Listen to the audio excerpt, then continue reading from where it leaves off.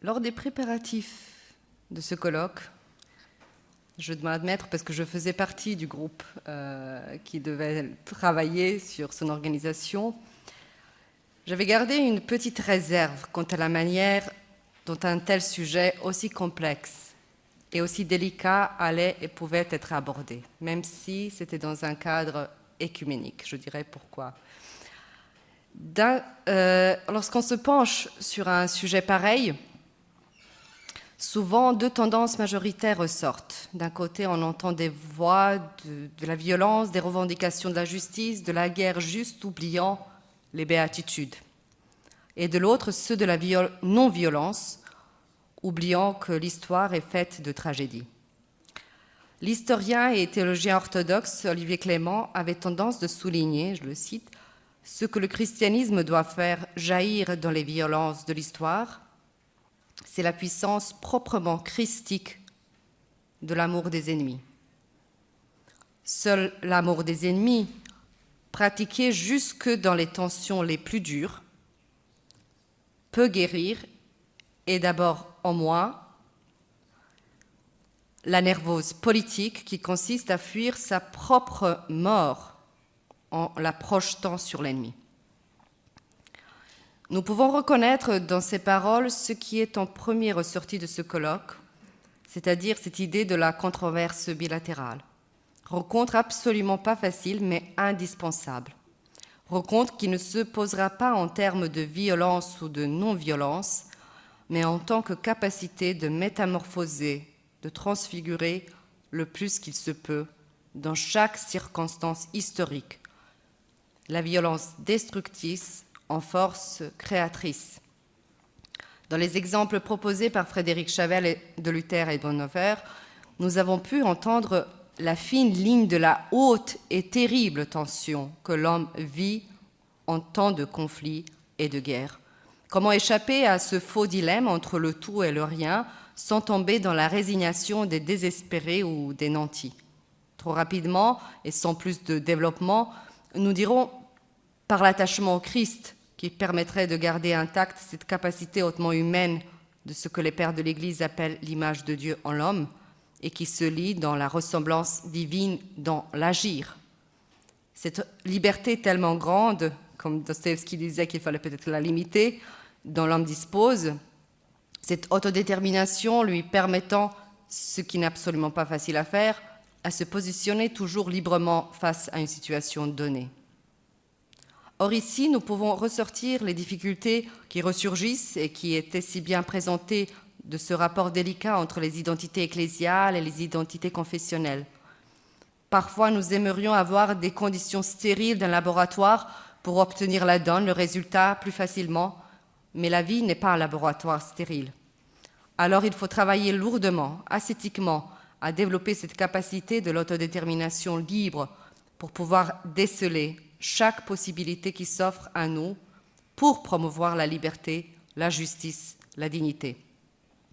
Tout en percevant les chances de vie, jusque dans les tragédies de l'histoire, il faut ne pas oublier qu'il existe des lois quasi biologiques de l'existence collective en accord avec la vie cosmique, que la tension entre l'individu et la société est irréductible et qu'en politique surtout, qui veut faire l'ange fait la bête. Les faiseurs de paradis ont été les fourniers d'enfer. Et pour citer encore une fois Olivier Clément, l'homme a besoin de justice et de bonheur, mais aussi de risque, de dépassement de la profondeur tragique de l'existence. Et l'on n'aura jamais fini de lutter contre l'esprit du poids, contre la bêtise et la haine, de sorte que seule une espérance ancrée au-delà du monde, mais déjà transformant le monde à travers des existences personnelles et communautaires, on pourrait rajouter, peut donner la patience de servir la vie sans tomber dans l'amertume ou le désespoir. Les contributions apportées durant ce colloque le révèlent tous. Et même si on ne peut pas se tourner vers chacune d'entre elles, c'est impossible, les actes d'ailleurs nous permettront de les redécouvrir, nous pouvons simplement dire que ce colloque a réussi à tenir très haut une problématique si exigeante et si subtile. Je tiens particulièrement à souligner l'esprit du sérieux de la bienveillance et la bienveillance, l'esprit qui montre l'importance du dialogue œcuménique qui est, comme nous l'avons pu entendre tout à l'heure lors d'un atelier, pas un travail de 9 h à 17 h et après on oublie, mais un travail qui se transcrit dans le mode même de la vie commune.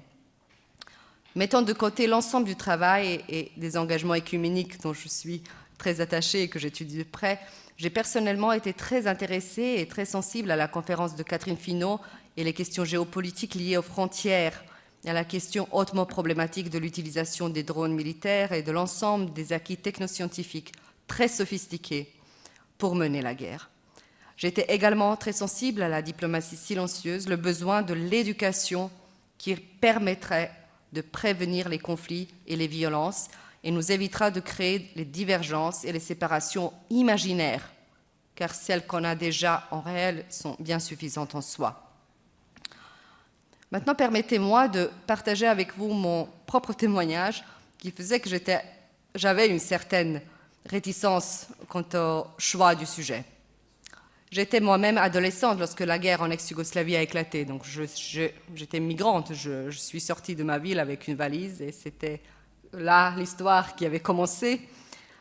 On vivait en Bosnie-Herzégovine et je ne savais pas que j'étais serbe au moment où la guerre a commencé, je ne savais même pas que cela signifiait. Or, le conflit nous a fait comprendre qu'il y avait des Serbes, des Croates, des musulmans, puisque les Bosniaques sont la nationalité musulmane, voire des Yougoslaves. Lorsque j'étais à l'école primaire, ma maîtresse nous avait demandé de se déclarer nationalement. Et moi, j'écoutais l'ensemble des élèves dans la classe. La majorité était musulmane. Il y avait quelques Serbes, quelques Croates, quelques Yougoslaves d'ailleurs. Et comme la plus grande majorité de mes amis étaient musulmans, je me suis levée et j'ai dit que j'étais musulmane. Donc, je ne vous dis pas que maintenant, l'ensemble, mes parents, quand je commence à leur prêcher de la théologie, me disent chaque fois, me mettent à ma place, tu t'es déclaré, tu n'as plus rien à dire. Donc cela dit qu'il est difficile d'être prophète en son pays. Mais j'ai appris également, en apprenant que j'étais serbe, que j'étais agresseur. Et là, c'est un sujet assez grave parce que c'était une image qui a été véhiculée. Ce message a été également clôturé par le bombardement de mon pays, un bombardement qui s'est fait sans approbation d'ailleurs du Conseil de sécurité et par des armes interdites par l'éthique de la guerre. Donc les bombes qui contenaient l'uranium appauvri, qui laissent derrière soi un dégât aussi bien humanitaire qu'écologique. Cette opération militaire portait d'ailleurs le nom de l'ange miséricordieux. Et il a été fait, en tout cas c'est comme ça qu'il a été élu, pour des raisons démocratiques. Donc il faut savoir maintenant que c'est une longue leçon à faire pour pouvoir dissocier chez les nouvelles générations cet acte-là, qui est quand même un acte de violence, et ce que sont les valeurs démocratiques pour que les jeunes générations les prennent pour soi et savent en faire la distinction. Or, l'Église et la théologie orthodoxe que je découvrais en ce moment m'a permis de renverser la donne, d'assumer cette violence et de comprendre que par notre être même, finalement, on agresse le monde. On agresse les autres, on agresse Dieu. Et c'est tellement vrai, mais c'est tellement subtil qu'on l'oublie souvent. Les grandes tragédies, comme celles que nous vivons malheureusement aujourd'hui, nous le rappellent. La parole, mais également le silence se blesse. Comment être? Comment exister afin que notre être ou notre existence ne blesse plus? Impossible. Même le Christ n'a pas réussi à le faire. Nous ne pouvons pas changer cette donne, car nous vivons dans un monde marqué par la chute, mais nous pouvons en être conscients et essayer d'assumer notre responsabilité et garder la vigilance autant que l'on peut. Tiens ton esprit en enfer et ne désespère pas, disait saint Silouane.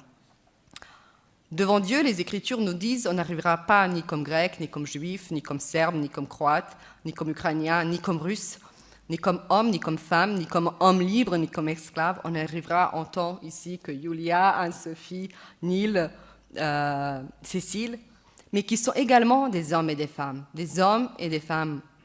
libres, également les hommes et des femmes qui sont esclaves à nos différentes passions, mais également les hommes et des femmes qui sont serbes, français, américains, et ainsi de suite. Dieu, en s'incarnant et en allant sur la croix, n'a rien laissé derrière lui. Un adage patristique de saint Grégoire de Nazianze dit « Ce qui n'a pas été assumé par le Christ n'a pas été sauvé ». Nous sommes appelés à faire de même, assumer, porter, offrir à Dieu nos identités personnelles, nationales, confessionnelles, en appelant toujours à leur ouverture et transfiguration à la lumière du royaume, car le royaume commence ici et maintenant. Nous sommes appelés à créer des lieux de rencontre et de discussion, d'échange, de partage, de meilleure compréhension. Et l'ICO est en ce sens une extraordinaire école. Pour terminer, j'aimerais rappeler les paroles d'un homme qui nous a beaucoup nourris, guidés spirituellement lors des conflits en ex-Yougoslavie. Ce fut le patriarche Paul, le patriarche de l'Église orthodoxe serbe.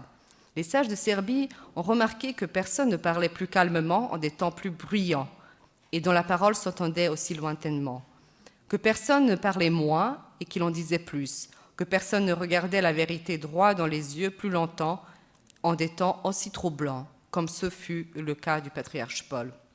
Nous, les étudiants, on l'appelait l'Évangile en marche.